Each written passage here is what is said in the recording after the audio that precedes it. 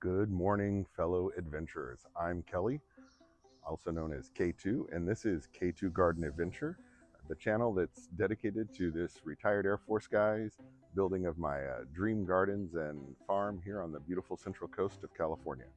So this morning, I want to get some stuff done out here in the woodland garden, specifically in the Cedar Grove area. Call it Cedar Grove because it's underneath this stunning deodar cedar tree. And what I'm looking to do is get 9 hostas in the ground, 9 more, and also a fern and a Japanese Aralia. So let me flip this around and show you what we're going to do. So I've made a lot of progress in this area because there was nothing planted over here just a few weeks ago. Um, well, there was a couple of camellias, but all of these hostas are new and they're doing great. And the Limelight Prime hydrangeas I planted last year as tiny little pint-sized containers, they are coming back to life, which is amazing. I also have tulips that are coming up now. Again, the tulips I planted just way late in the season, but I tried to trick them by chilling them and keeping them in the fridge for a little while. So hopefully that will work. So what I realized is the hostas look great, but more hostas look even better, and keep running into great deals at Home Depot, and even some hostas I ordered, weeks ago in the mail before I knew I'd have such a great selection here locally, um, are showing up as well. So first off, one of the ones I want to plant this morning, it's called Patriot, and I absolutely love the white on the green. It's a lot of times hostas, it's more of a cream color, but Patriot um, gets really really white, and got them at Home Depot. It was about $12 after that military discount. Um, love these blue hydrangeas, although they're turning a little bit pinkish purple, but that might just be the blooms aging. So on these new ones that open up, that'll be the trick to see if all that soil acidifier I put in can keep them blue with our alkaline water here. So we got a Patriot here, and then this one just came in the mail, and it's going to replace an Albrido coleus that died. I think maybe it got eaten, but this one's called Touch of Class, and I already had one of those somewhere that I actually found locally, but this one I think came from Great Garden Plants. Really beautiful, sort of bluish green with the lime green center. Over here, these ones are amazing.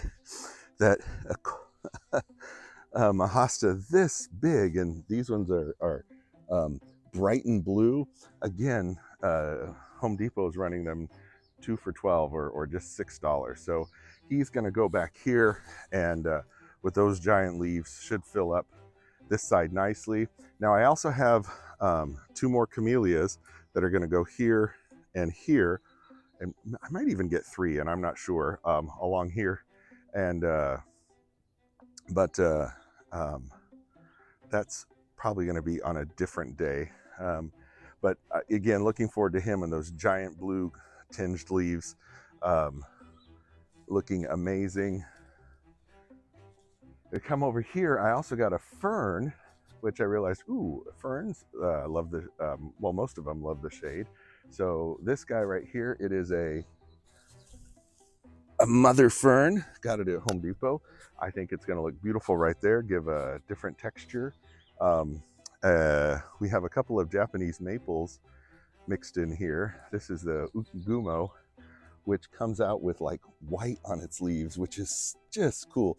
When it lights up at night, you can really see the white in there. So neat, neat maple. I did get a pure white hellebore out here. This one's fascinating. It's a double, and it's got that just that edge of a magenta on it. But the next hosta I'm planting, I've got Gold Standard, which I'm excited. In the picture, you can see it's got some white leaves. So we'll see if that actually happens. The Gold Digger Japanese Maple. And then here, I've seen these before, but I thought Japanese Aralia would look really beautiful right here. And we got 2 more hostas. This guy, oh, what was the name of this one? This one is, oh, stained glass. So it's a multicolored leaf one. Should look really beautiful. And then here we have another white tipped one. This is called Francie. Let's see, we'll get up close. Francie, yeah. So that's up in this section, the things I'm going to plant this morning. And then over here in this grouping of 3, we've got this this little guy. He's got smaller leaves, but it's called So Sweet, and I think he'll look great here. We've got a big leaf one. Oh, this is another Francie, and I think this is another Brighton Blue. Yeah, oh no, this is Bressingham Blue, so I think it's a different one. But you can see, if we back up a little bit, just how that's going to add some instant impact. These additional ones, it stretches out the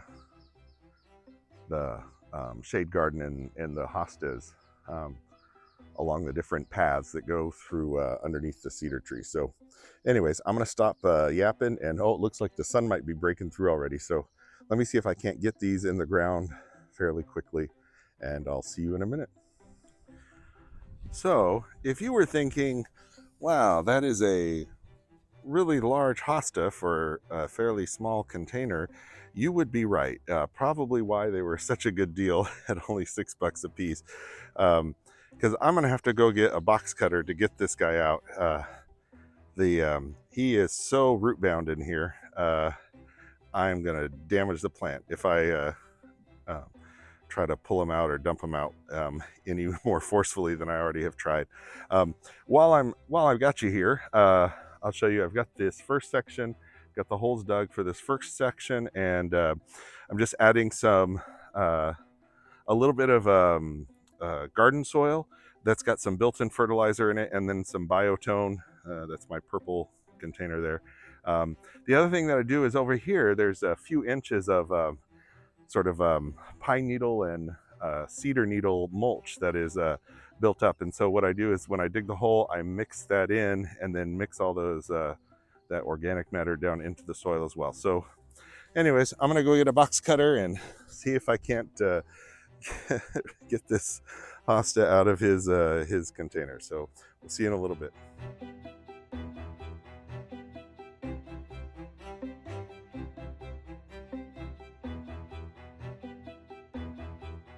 So I figured I'd check in with a bit of a progress report. It's going well. I've got the 3 hostas in over here. And again, they're in full sun right now, but in about an hour or so when the sun moves over, they'll be under the shade of the cedar tree. So I think they will be just fine.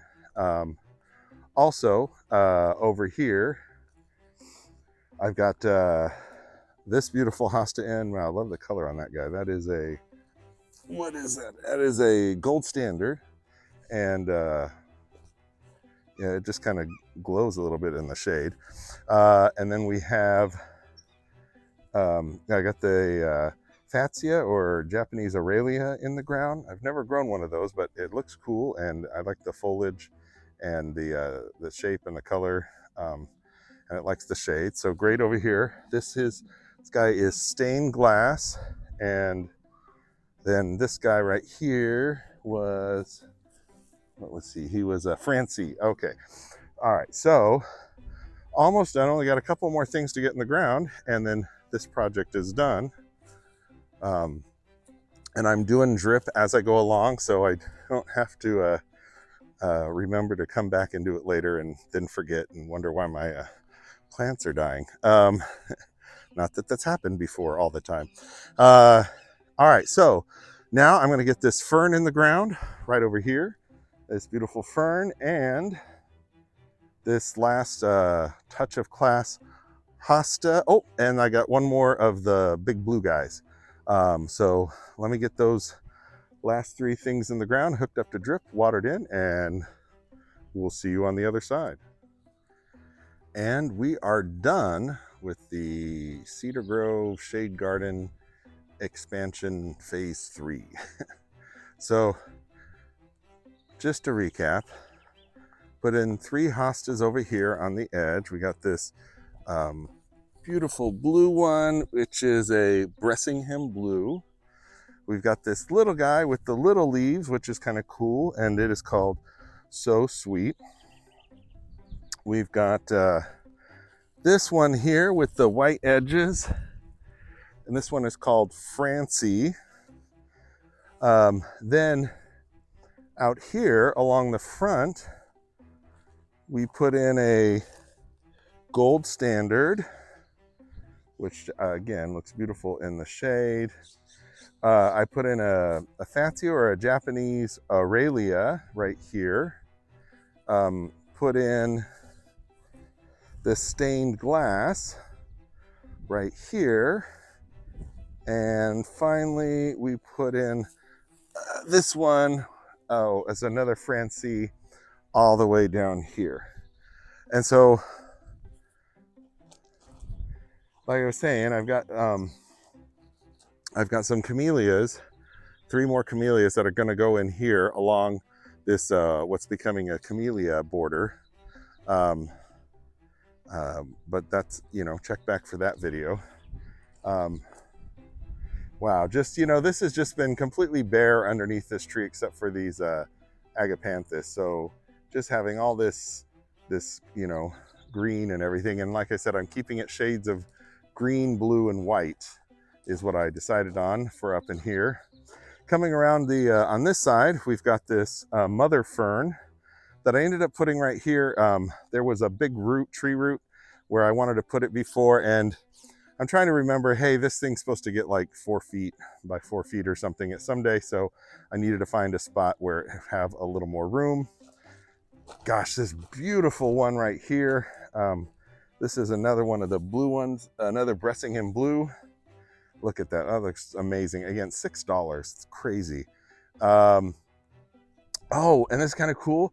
So I checked where you see this green stick, there's I planted a white feather hosta, and I dug down a little bit, and it is growing. It's coming to life. So I planted it as just a corm or a bulb or whatever they are, rhizome, whatever hostas are. And so I hadn't seen anything in a couple weeks, but it is growing, so that's amazing. So I'm going to have a white feather there eventually. And then over here, I actually was packing up and I realized, oh wait, I forgot to plant Patriot over here, which is just that stunning green with the white edges. There was I believe a Wicked Witch Coleus that was planted here. I actually went ahead and transplanted it over to the